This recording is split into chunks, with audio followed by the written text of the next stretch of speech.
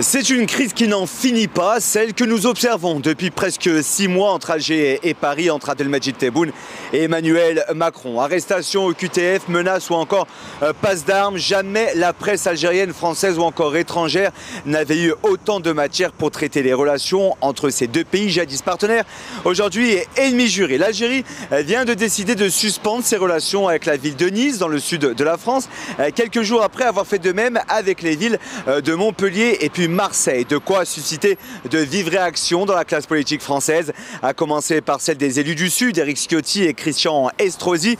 Bien qu'adversaires politiques, les deux élus qui vacillent entre la droite et l'extrême droite française semblent avoir trouvé un terrain d'entente lorsqu'il s'agit de parler d'Algérie. Écoutez.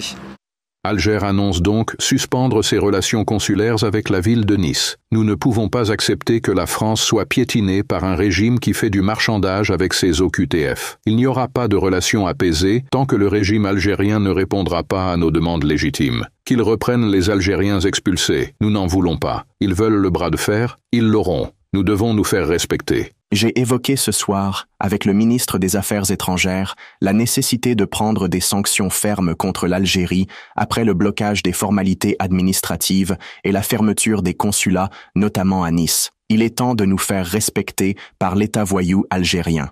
Une décision aux multiples conséquences, à commencer par l'arrêt des auditions consulaires concernant les ressortissants algériens placés en centre de rétention administrative, mais aussi et surtout le gel des délivrances des laissez-passer consulaires, le fameux sésame pour envoyer un ressortissant en situation irrégulière dans son pays d'origine. Depuis l'affaire Sansal, Alger refuse d'accueillir ses ressortissants sous OQTF dont la démarche d'expulsion n'a pas rempli toutes les conditions administratives exigées par l'Algérie. La situation s'était encore aggravée après une attaque au couteau à Mulhouse fin février, dont le principal suspect visé par une OQTF avait été refoulé par Alger à de nombreuses reprises. Mardi, 2 nouveaux individus ont été refoulés dès leur arrivée à l'aéroport d'Alger et renvoyés à l'expéditeur. Le premier d'entre eux, Fouad D, inscrit au fichier français de traitement des signalements pour la prévention de la radicalisation à caractère terroriste, a embarqué en possession de son passeport algérien en cours de validité.